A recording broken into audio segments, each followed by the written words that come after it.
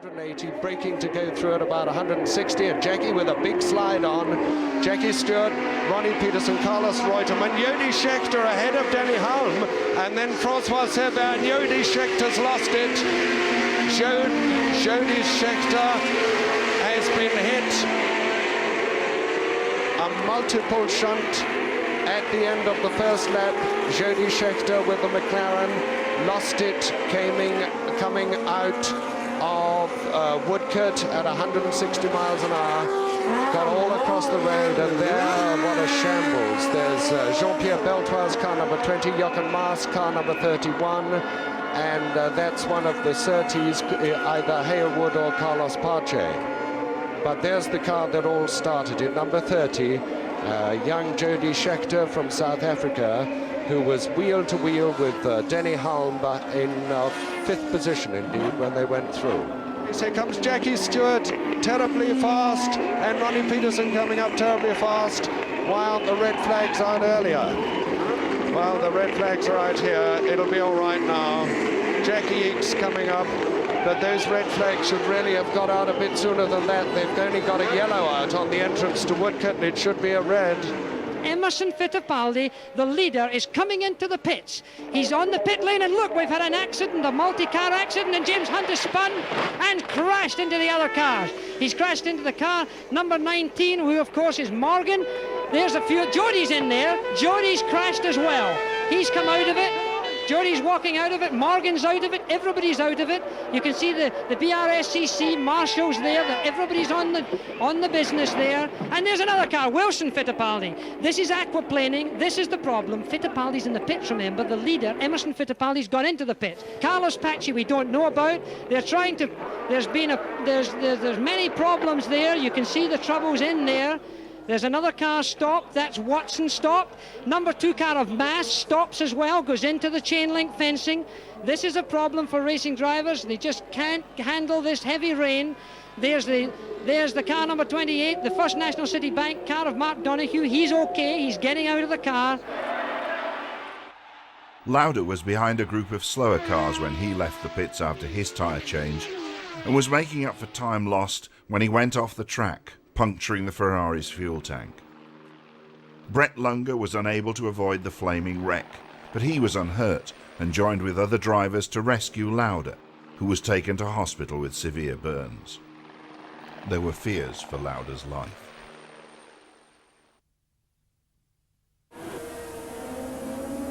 And Piquet's pulling across in front of Pironi, and Jones is round in front of him, and it's a multiple crash already on the first lap, and Piquet's off. The rest of them are streaming through. Jones is away, and in the lead, and in the background, Rosberg. And there's the Candy Tyrrell car of Jarier. And Daly's out. Daly's out for the 4th race in succession. And there is Villeneuve's car, Gilles Villeneuve. And Piquet is definitely out of the race. Now, are they going to stop the race? Yeah, Murray, the track looks pretty well blocked. They're never going to move all those cars in time. Too many rescue vehicles. They're going to have to stop this race. And I think that Patrese has stalled his engine. This is more than mere agitation about overheating. Patrese waving his arms to indicate to the drivers behind him in case the race starts and his car engine is stalled. It started, the mechanic's gone down behind his car, and Siegfried Stohr has smashed into the back of Patrese's car, and he's hit the mechanic. You can see the mechanic lying on the ground. This is absolutely appalling, a disastrous start. And the poor unfortunate Siegfried Stohr is beside himself with agitation, as well he might be. And Piquet goes through in the lead, and they're making no attempt to stop the race, with Pironi second, Reutemann third. Jones waves his arm. There's John Watson, who does the same. The drivers are very worried. They're waving their arms.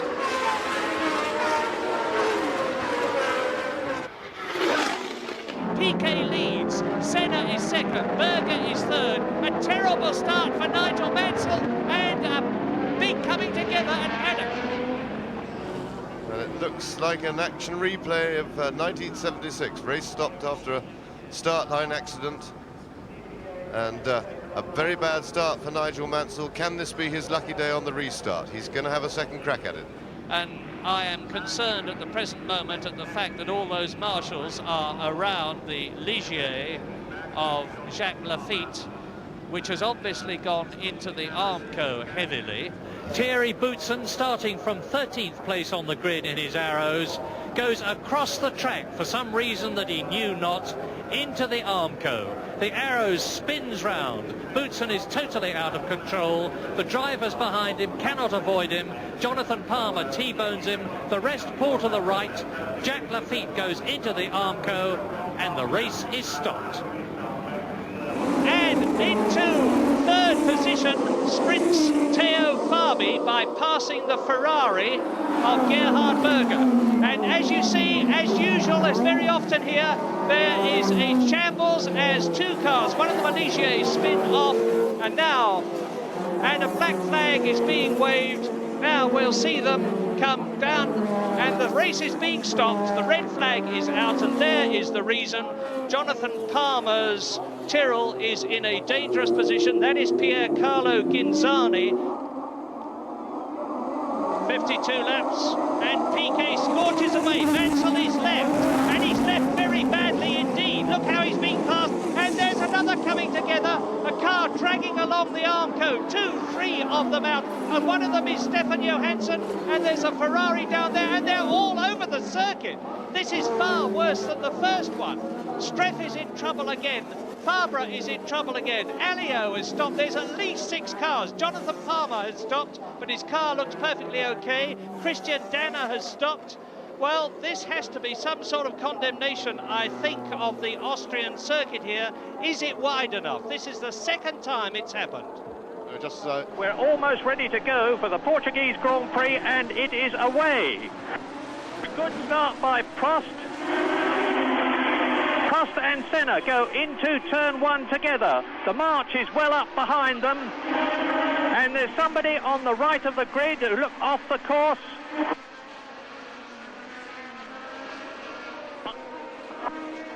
It's Andrea De Cesaris out of the race already, out of the Portuguese Grand Prix on lap 1. Now we've got a problem. A red flag. We've got a red flag. The Portuguese Grand Prix is being stopped for the second time, and this is the sort of thing that sadly does not give Grand Prix racing a good name.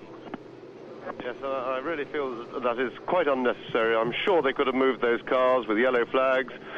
Cesaris, of course, was involved in an accident there. Here we're seeing a replay of the start and of the schmozzle that went on in the middle of the grid. To get on terms with Riccardo Patrese just ahead of him. There they go through Tamburello, and Burgers goes straight off into the barrier. A big accident this at 180 miles an hour, shedding bits of car, and it bursts into flame. There's a full fuel load on board that car, and we can only hope the marshals will be quickly on the scene of that accident. Berger still in that car. There is one of the rescue cars. There's a marshal with his extinguisher already in action. After just 12 seconds that car was stationary,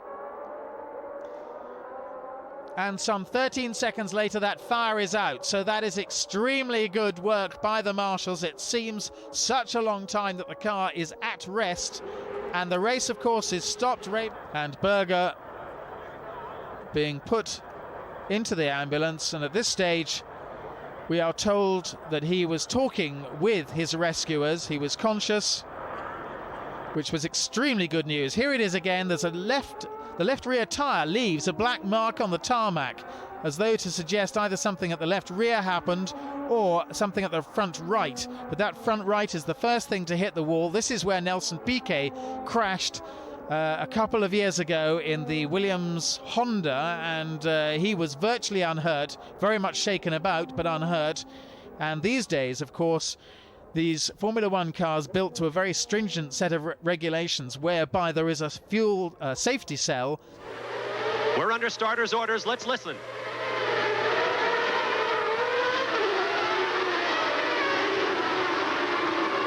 Quickly away, and it looks like Senna has the outside line as they fly down this long front straightaway. There's Senna to the right of your picture. Whoa. Teammate Prost tucks in between, and we've got a huge crash. That's one of the marches. That's Gugelmin. Guillermin tipped over. Well, we're going to have a red flag here for sure. More crashes going on. There is Palmer in the Tyrrell to the lower left. It looks like Pirot in the Benetton. There is René Arnoux climbing out of the blue Ligier in the middle. One of the Lotuses to the corner. There's Jonathan Palmer. There's one of the Ferraris. That looks like Nigel Mansell in a Ferrari parked. And you see the coolant just spewing out of that March. It snapped off the radiator in the water hose there. Mauricio Gugelmin looks fine there. The car is back the right way up. But that must have given him an awful shock there. The car just tilting over on the wheels touched, tilted the car up in the air and just dumped him right on his head. Take another look. Midway on your screen, there you see his brakes lock up. He loses slight control. Runs into the back of one of the Williams, Boutsen's car. Takes the wing off Nigel Mansell's car. Gerhard Berg is forced to go down the outside, skating down on that very substantial roll bar. And there was another, it looked like the Ligier. René Arnoux went over Jonathan Palmer's rear wheel and flew into the air as well. An absolute chaos developing right through the entire field. There we see Nakajima in the Lotus coming off there. And look at the confusion. That was the site of the accident in the back. And as you can see, parts flying off of cars in the foreground. And we have enormous confusion. Well, obviously, as David said, we will stop the field. We'll have drivers taking to their second cars, and we'll be back to sort it out when we return to a very dramatic opening here in France in just a moment.